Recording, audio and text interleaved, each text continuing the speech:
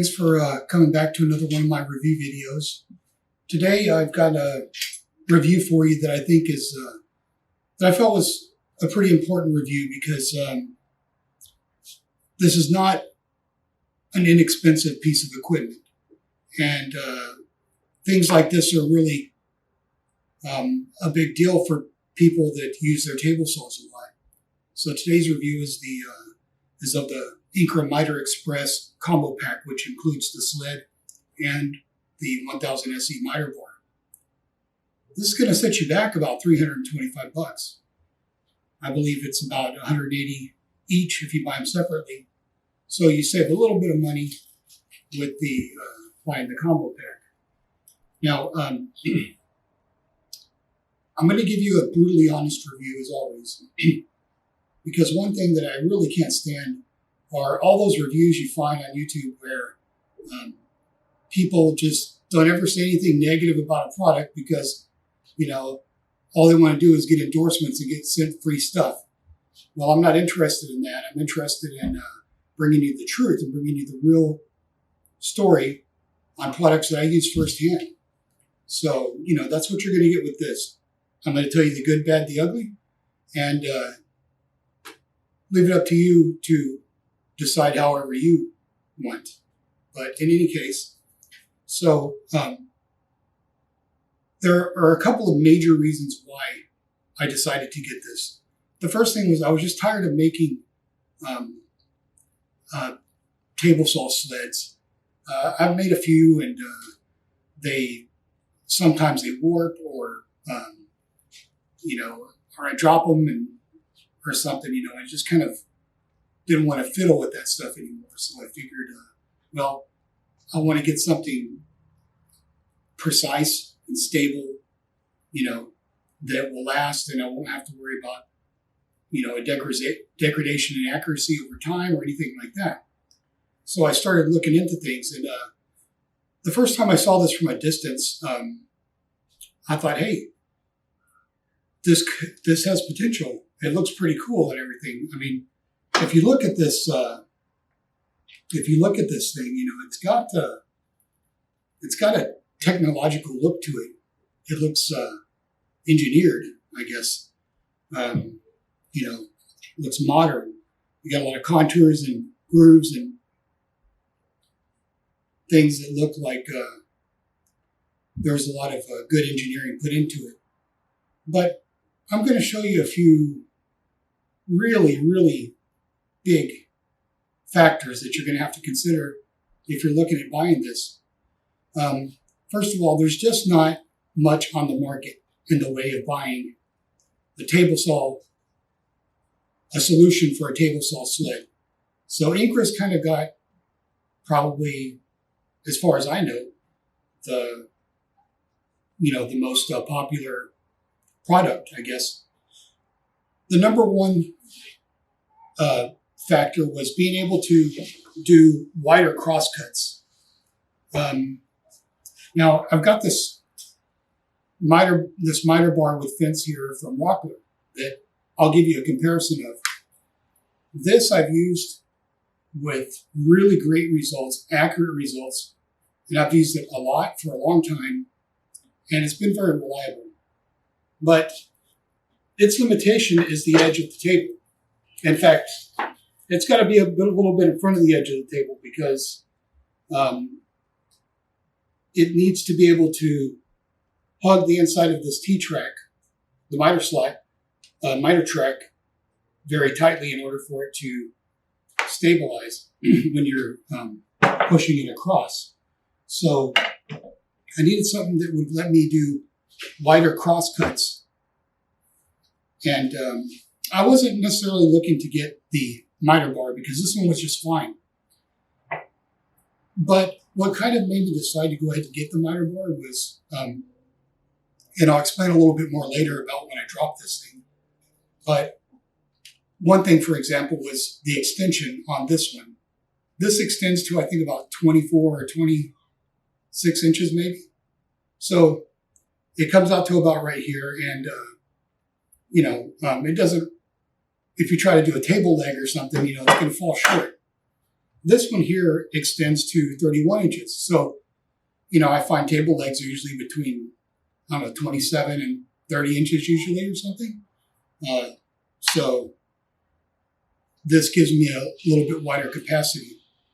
Another major factor was that if you take a look at miter bars, they got a bolt, a single bolt that connects the miter gauge to the bar, and then they usually will have a handle that you can twist and grip against the miter gauge, and then there'll be a pin that selects the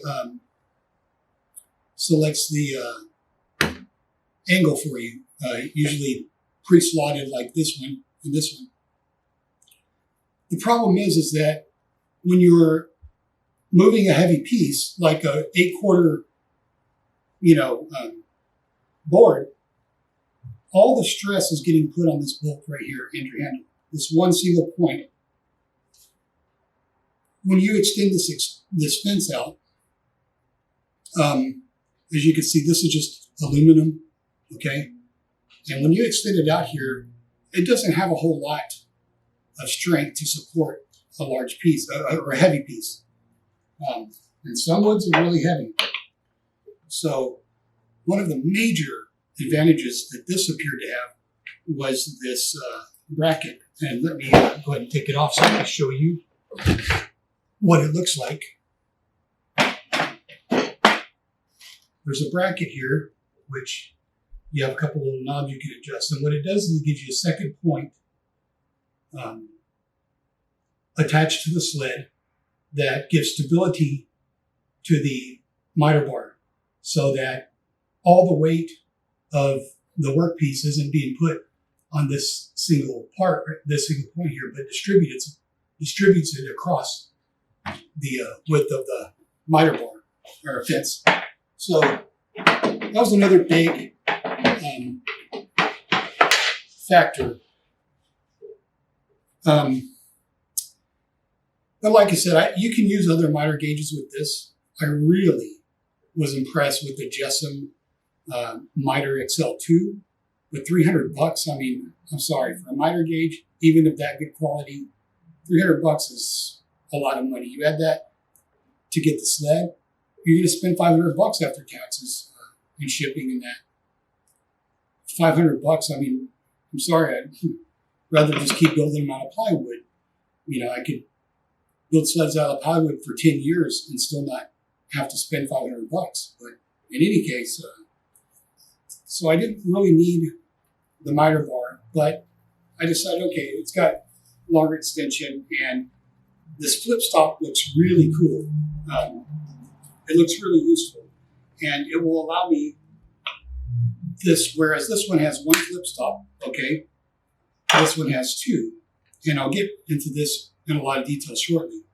But I figure, hey, when I'm cutting a tendon or something, I can just move it to the next one and, save me a lot of time in that. Plus it has a slot here for this hold down clamp. And you can also move this over here. But this right here is something I'm going to have to tell you about shortly.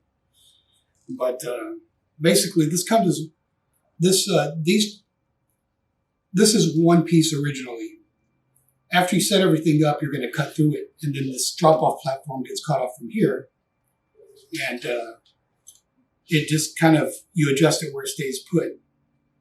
Whereas this whole thing actually slides. Now, when I first saw this from a distance, I kind of thought, cool. I thought the miter bar, the fence and everything, slid up and down this track here, and that this was stationary. And I thought, wow, that could be a really good idea. When I got up closer and I realized that it slides, the whole thing slides like that, I was kind of like, it's still cool, I guess, So anyway, when I first got this thing, fresh out of the factory box, I opened it up and I got everything set up. And then I started to adjust my fence and I ran into a major issue. See, this miter bar, the way that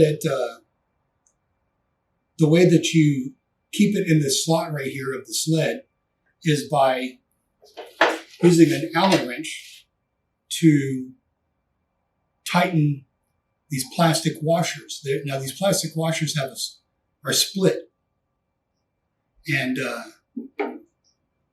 basically you tighten it up with a little Allen wrench, and it squishes it so it makes it expand out a little bit because it's split and it opens up more, and it causes it to push up against the sides of your miter slot. Okay, well, I don't want to complain about the engineering aspect of it too much, but seriously, I mean, you would think a company like Incra that makes, precision tools that are kind of ubiquitous, you see them everywhere, right?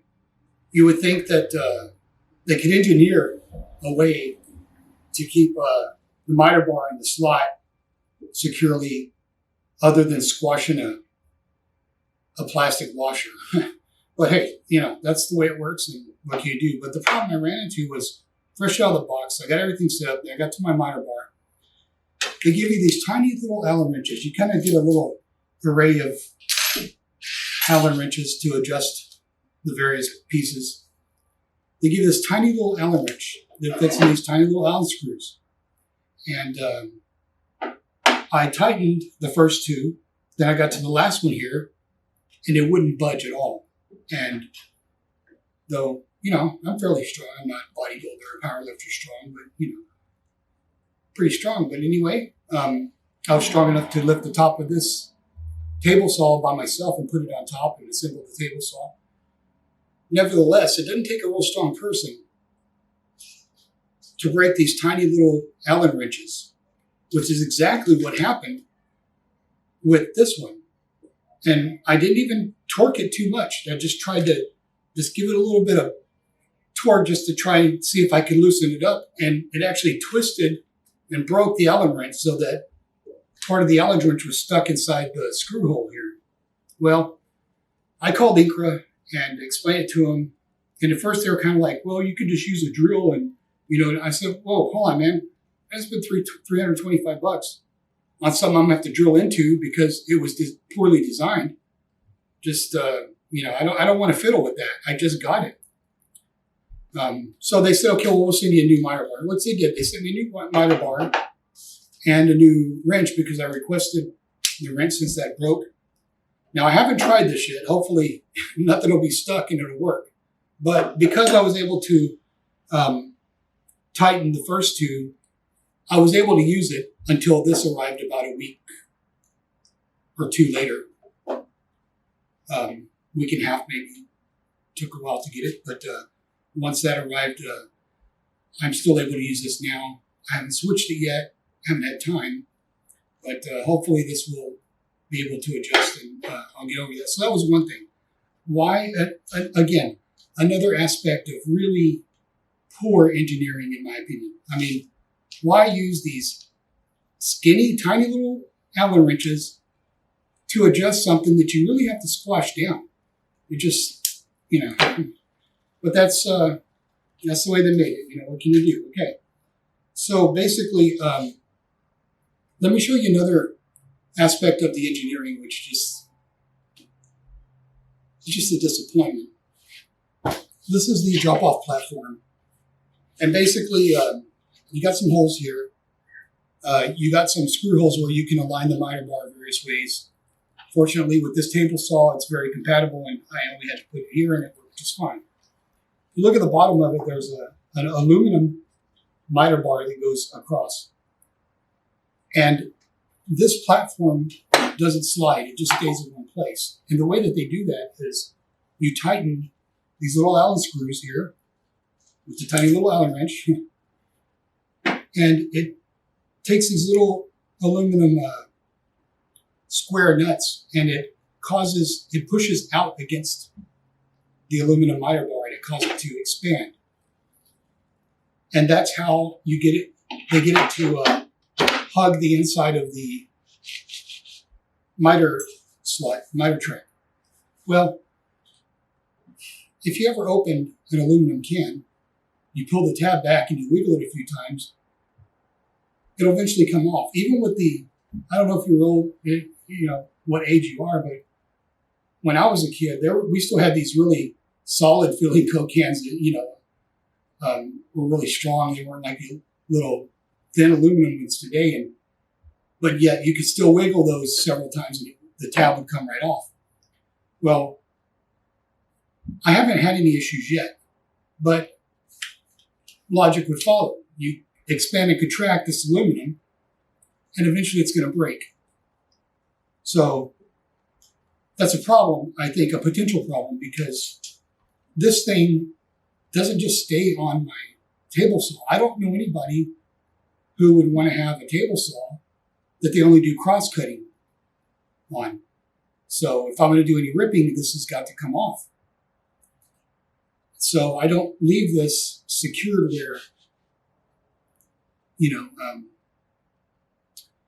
where it's just on here all the time. So, every now and then I got to loosen or tighten this thing to get it to stay. Usually it's okay that it moves a little bit, because I'm not really using this for anything but just to drop pieces off onto. But there's another factor, which I'll explain in a little while, that became a real problem later. But that's another. I mean, you would think the folks at Incra Precision Tools could engineer a better miter bar than one that has to be where the actual metal is expanded and contracted with the little tiny Allen wrench to get it to stay securely in the slot. But go figure, that's the way that they did it. So let me tell you another couple of things. Let me get this out of the way, because this is something that I need to tell you about. It comes with this clamp. Now, kind of looks cool. It's got this red anodized aluminum, and it's got the big knob here that you can spin off and tighten up with. Goes in the slot. But I'm telling you right now, this thing sucks. It's stupid. And I'll tell you exactly why. First of all, you take this thing apart.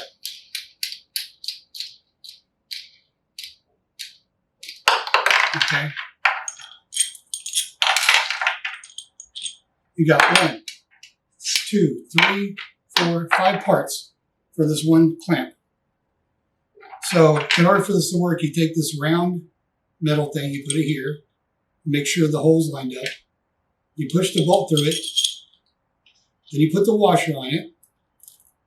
Then you put the knob and screw it down.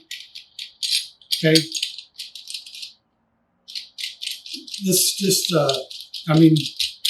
if you look at this clamp, it's just weird, Might look cool at first, but it's a really stupid design, because here's the thing. If you bring it over here to hold down a workpiece, okay, this is all aluminum. As you can see, there's no texture or anything on the ends of this clamp. So against this slick material that's covers this MDF board, okay, it slides. There's no traction. So what happens is, whenever you go to secure a workpiece down, it wants to slide against this thing. By the time you get it to right at the point where it wants to tighten, it wants to shift a little bit or slide and move your workpiece, and then you have to readjust it, all that. A little bit of a hassle. It's not just a real quick, clamp it down and go. Another thing is that it's very limited, because here's the deal. You have to kind of point it at an angle. But you see, unless it's sideways, and unless you have a piece that the end of it goes under this, you have to keep it at an angle. Well, that's a problem, because see, the bottom of this thing, it doesn't matter if you use this end or this end, it wants to settle into this this track right here, or against this aluminum part, and it's not stable. So if you got just the right angle and you got your piece held down the way you want, because it tries to settle in there, it's really awkward to clamp anything down with. So I would, got a little distraction outside in the neighborhood. So it just, and here's another thing. So you could take it and put it on this side, or if you need it closer to the blade or whatever, all right? Again, you can't clamp it this way because it's going to fall down into this track, and you're going to have to hold it this way, as sideways as much as possible, or else it's going to want to kind of lean on the edge of the track here or sink into it. I mean, it's kind of worthless. I don't even use it. I leave it on here because every now and then I can just kind of, if it's a small, very simple flat piece, I can just, put it on there and I go. But I really hate this. It's a stupid design, and I'm sorry to say it, but you can say it looks cool and everything, but it's just stupid, okay? And I hate it. So that's another thing. Let me show you a couple of other things, like you got this stop here. Well, just a moment.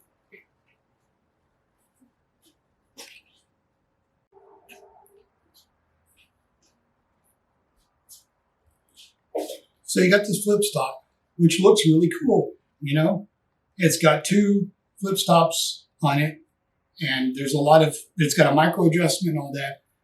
And, it looks very functional, it looks very useful.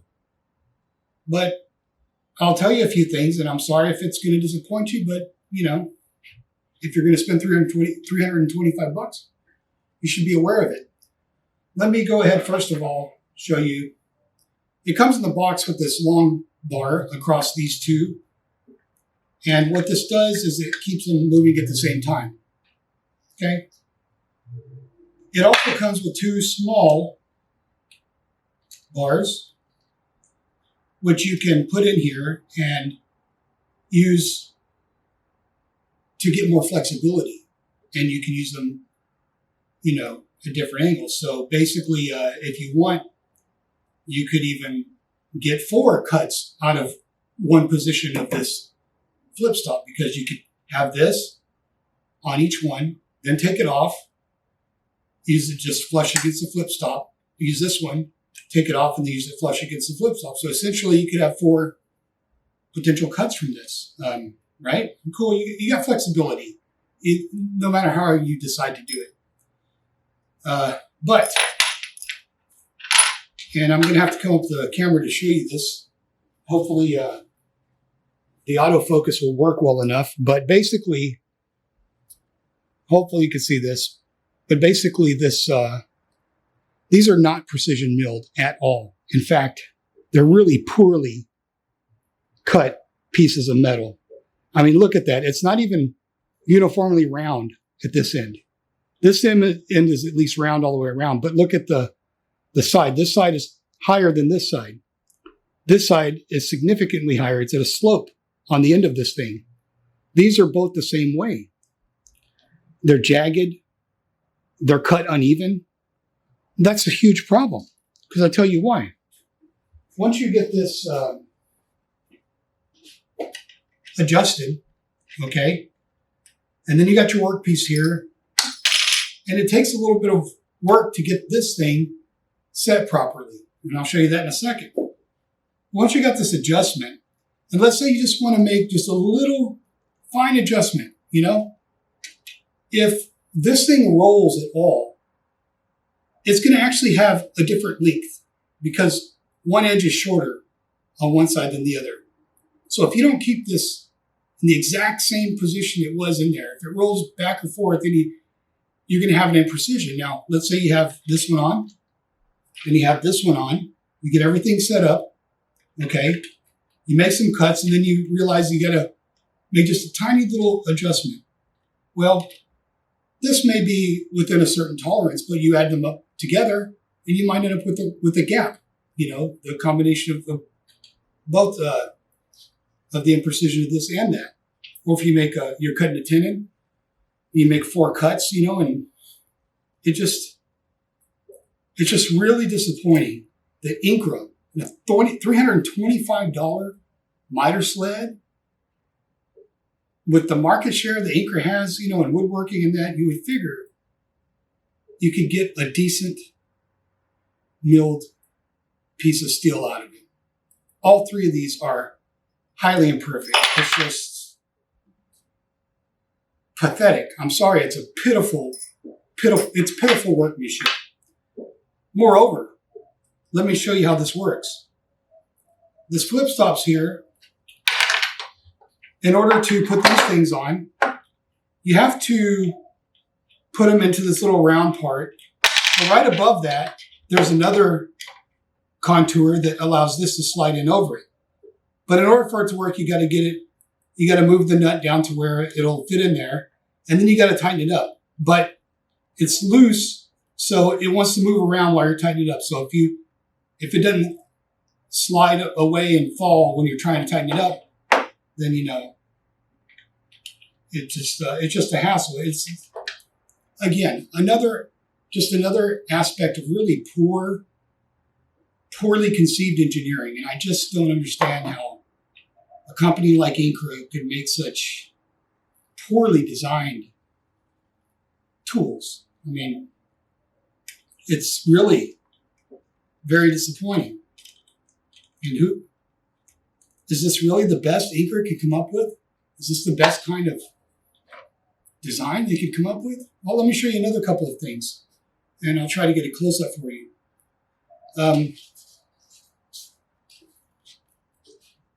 This thing has a micro adjustment, and that's necessary, and I'll show you why. If you look right here, there's this plastic part that has these grooves, these vertical grooves. The same plastic parts are all along the fence and the extension. And what happens is whenever you secure this thing with the 2 plastic nuts, the grooves kind of come together and lock in between each other. Well, I don't know how much precision you need out of your woodworking equipment, but when I first got into woodworking, I thought, you wouldn't need the kind of precision a machinist might need. But after a while, I started to learn that, man, you got to be highly precise, or at least I have to.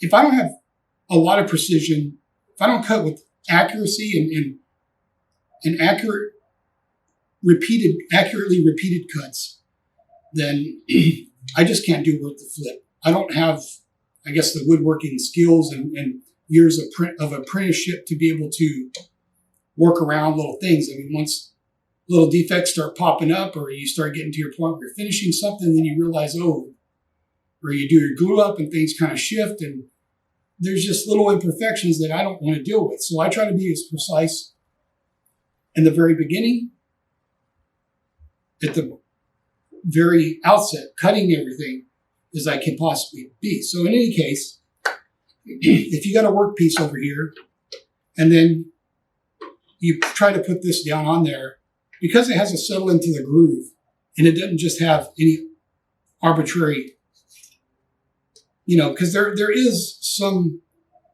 tiny little amount of girth to these grooves, okay? So once you got it flush up against your piece and you start to tighten it up, it's going to kind of settle into the groove, and then it won't be flush against your piece the way you want to cut it right on the line. So if you ever run into that problem, which is half the time, right, you have to make these little micro adjustments, and you secure the flip stop down with these back screws, and then you loosen this up and you kind of slide it right to where you want it, and then you tighten it up. Well, the problem with this is that this miter sled comes with this special screwdriver.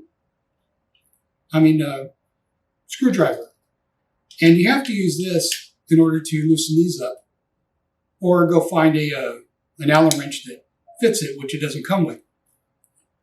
So you got to use this thing, and you got to use it on the back of the fence too to make adjustments. Well, I'll try to give you a close up. Hopefully the autofocus will work, but see this little end here. I mean, concrete floor, you're moving equipment around. You could drop things all the time, right? If you drop this, break it, step on it, whatever. I mean, good luck trying to make adjustments here. You're gonna have to, you don't have an Allen wrench on hand that will fit there, then you're out of luck.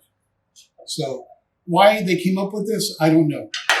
Now, they do include a couple of little extra of these triangular knobs, which you can replace these with. Makes it a little easier, but you still have 1, 2, 3, 4, 5 on the back that you still need this stupid wrench for. I mean, again, just another aspect of Incra engineering that just, I mean, why? It's just dumb. I'm sorry. I don't want to be critical, but it's just a dumb design. But in any case, so you got these grooves. Another thing about these little grooves here in this material. One thing about this miter bar is that the flip stop just slides in a track. Nice and smooth. I can put it anywhere I want, tighten it up, boom. It stays. You can't do that with this because it's got friction against these grooves. These grooves are rubbing against each other. So you can't just slide it up and down. What I find often is that in order to get it flush against the workpiece without having to do any micro adjustments, and I try to never ever use this micro adjustment because it's just a pain, okay? Once you got, you got to kind of, what I find is I have to kind of put this down, hold the workpiece down, kind of put it flush against the workpiece, and then set it down. I can't just slide it to the place and then lock it in like I can with this one or some other miter bar. I have to kind of set this down into there and make sure that this is not too loose or too tight where it'll try to move when it just sort of goes in there and kind of stays, and then I can tighten it up. That's another problem. Now, Incra advertises one of the features of this flip stop, which are these 3 ribs here. And what they do is, on the back of these flip stops, is they allow it to sit inside these grooves of the fence. And what happens is when you have a miter piece, like on this one, for example, it will sometimes, the sharp end will sometimes want to get under this. And if you're not careful, it will slide under there where you're making a cut, and then you got a screwed up workpiece. This can be adjusted where you can make it tight and it usually won't move. Or you can even just put a little 4-inch clamp or something on there just to hold it in place and nothing will get up under there. Okay.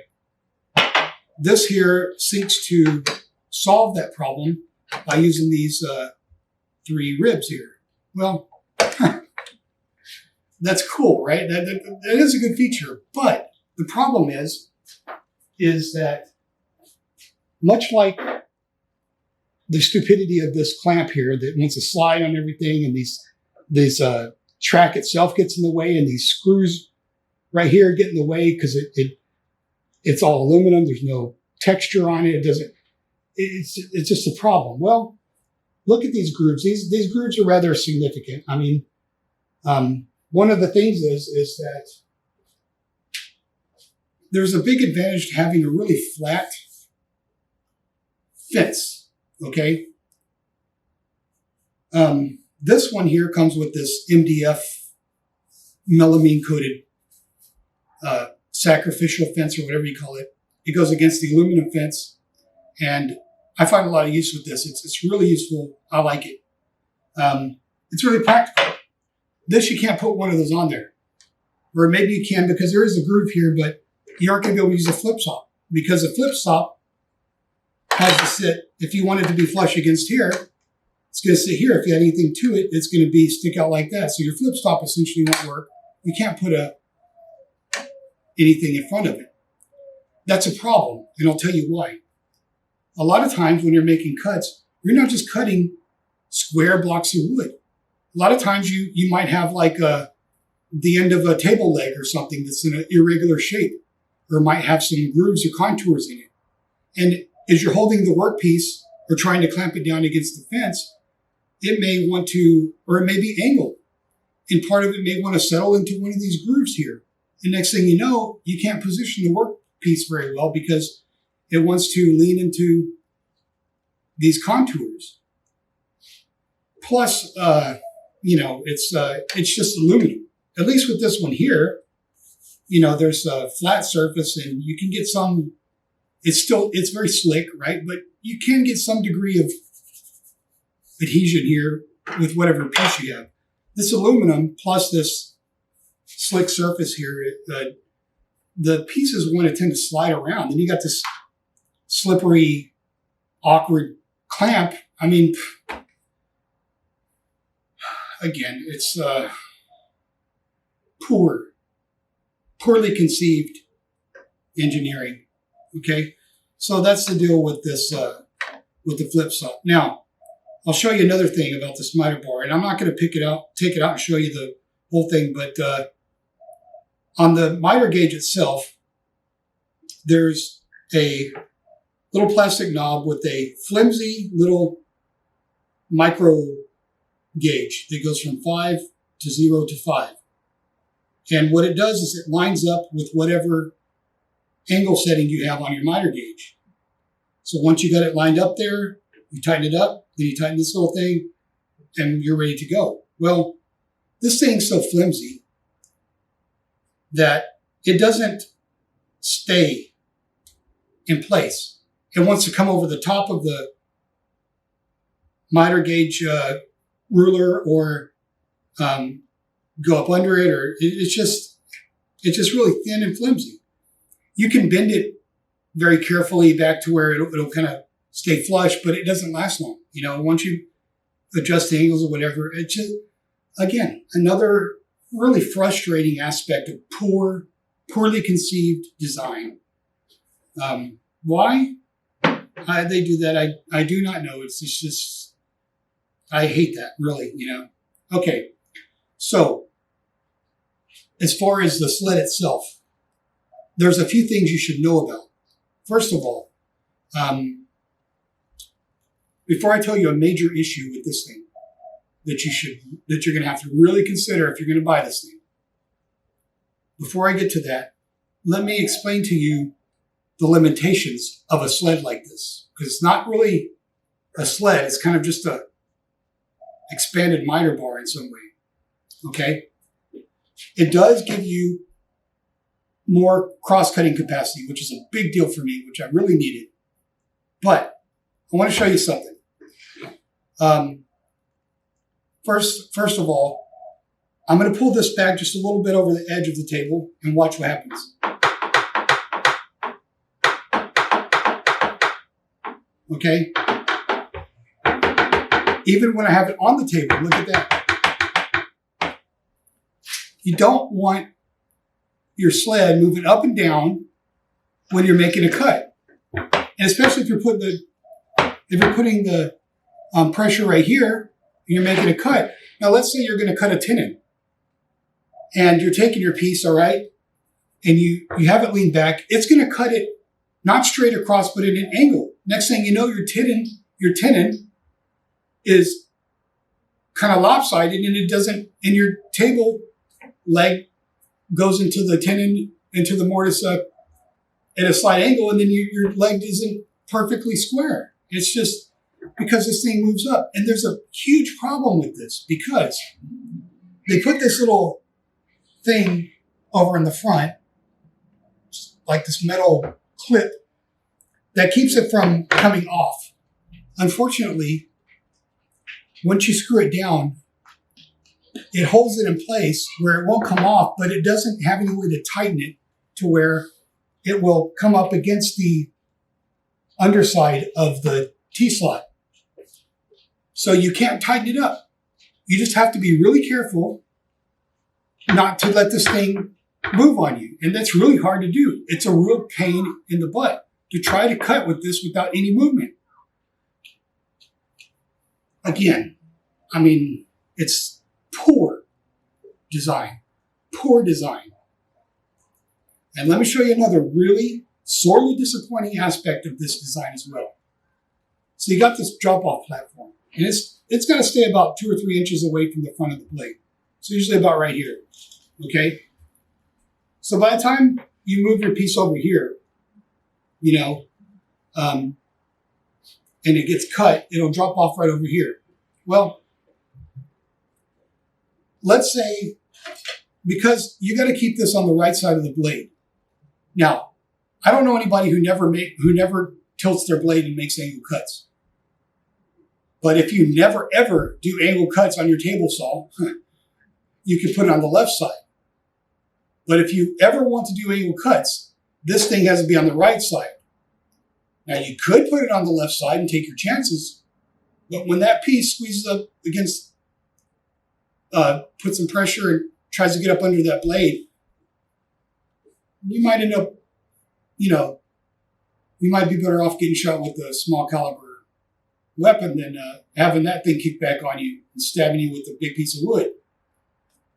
It's dangerous. So you keep it on this side. Well, here's the thing. There's a lot of times when you want to put a workpiece down here, okay?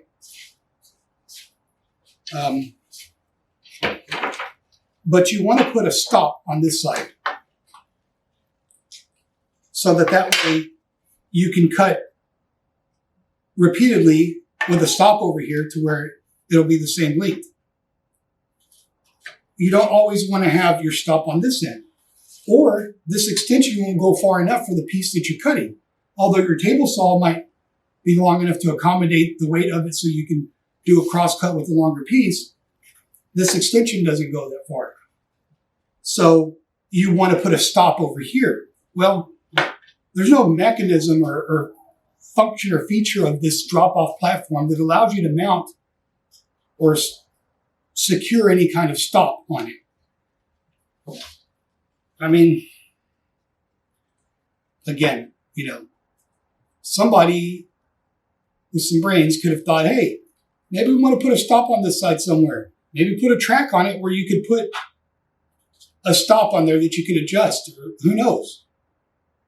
But it's a real limitation because you can only use the flip stop here or find some other way to engineer rig your own little stop on and always put the stop on this side of the blade.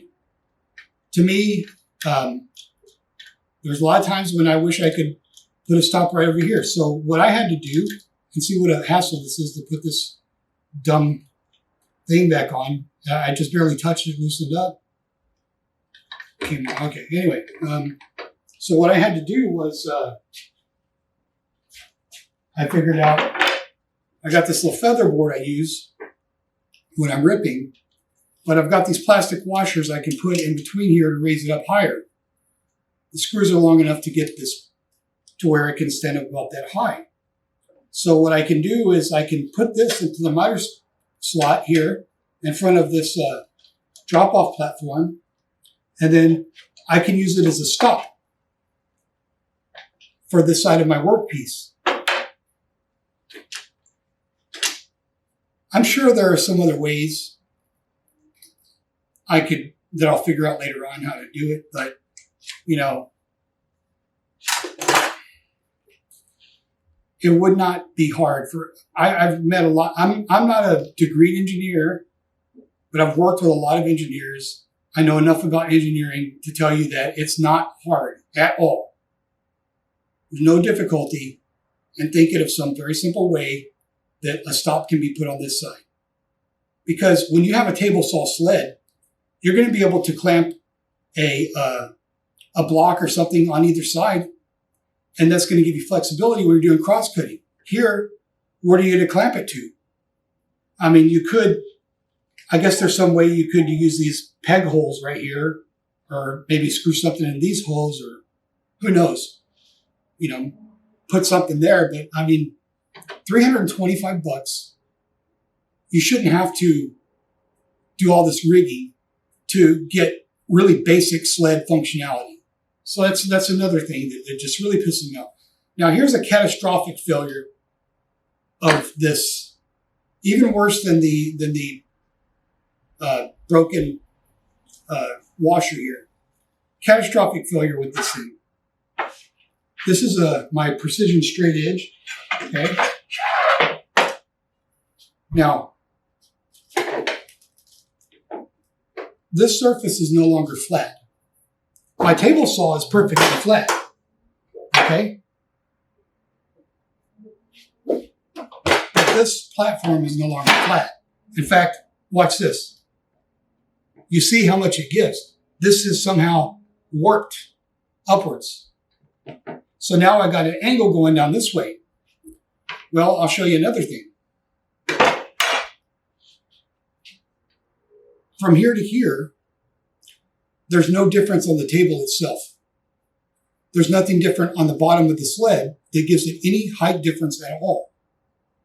In fact, this piece and this piece were one piece before, and all I did was cut them as you're supposed to do in the instructions.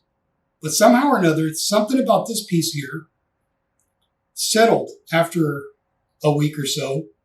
And so now it's just slightly lower, or a little bit. See if you can see that. It's slightly higher, I guess, than this side. I mean, so now I got this side warping up here, and it's not warped down here, only on this corner. Now you might think, well, maybe the screws are too tight and it's pulling, internally causing stress, or no, the screws, because I'm very meticulous, and obviously, by the way, I explain things very thoughtful and meticulous about my approach to everything, and precise. No, these things are tightened up perfectly. Not too tight, not too loose. There's nothing causing any stress to pull this up. It's just inferior material that warps. Okay? This here, I don't know how the difference ever came about with this, and I can't tell really yet why there's a difference here. And why there's a difference in height here now. But what happens lately is when I'm pushing a piece across, it'll kind of catch the edge of this, and it might even screw up the cut. And that's actually kind of gave me a little bit it caused my cut to go off a little bit a couple of times.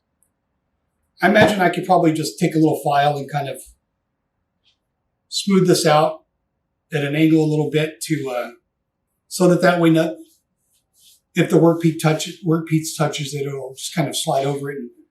But I mean, like I said, you spend $325 on a precision instrument and you get this kind of crap. It's just really, really disappointing. This sled is not accurate. I can build out of just plywood and glue, not even any screws. I can build a table saw sled much more precise than this contraption here. Unfortunately, I've already used it a lot. Even though I've only had it for a few weeks, I cut the piece off because that's what's required when you first set it up. And I've used it, and then I called and had this part replaced. So I don't think Woodcraft, who hasn't been very kind as far as returns are in the past, will let me return this for a refund. If I had that option, I would do it, because this is a poorly designed, poorly engineered, poor quality tool. I do not recommend this at all. As much as I want to love this, as much potential as it would have, if these very simple defects weren't present, if I could just get precision milled parts and pieces that aren't going to warp on me, or pieces that actually have some functionality where the engineering design doesn't get in the way of the actual use of parts, the grooves. And if these things weren't all factors, it would be a really great product. But it's far from that because there's just too much. There's too many flaws, too many defects, and it's just a sore disappointment. It was a $325 loss, in my opinion. So, whenever in the future, if I'm looking to buy any kind of tool or I need a machinist square or anything, if it has the name Incra on it, I'm going to avoid it. Because if this is at all representative of the other tools that they make, then I want nothing to do with it. I don't want to waste my money again. So, I'm sorry if this disappoints some of you, but I hope it also helps you make a better purchase decision. Maybe you might purchase one and be just right. Maybe you're not as picky as I am, or whatever, I'm not going to tell anybody not to go and buy one, I've managed to get some functionality out of it, at least for a limited time. But for me, if I could get a refund on it, I wouldn't hesitate to drive straight down and return it. But that's me. So anyway, I appreciate you listening to my review here, watching it, and I hope you will click that subscribe button and give my video a like. Help me grow this channel so I can bring you more great reviews, in-depth and brutally honest. And I appreciate your viewership. Tune in. I've got some new reviews coming in. I've got a jet joiner. I've got a Powermatic mortiser, which is one of my favorite tools. No, it is my favorite tool, power tool. And then I've got some more Lee Nielsen stuff that I'd like to review for you. So, tune in and check out some of my reviews that I'll be uploading here soon. And don't forget to subscribe and give it a like. Thanks for watching.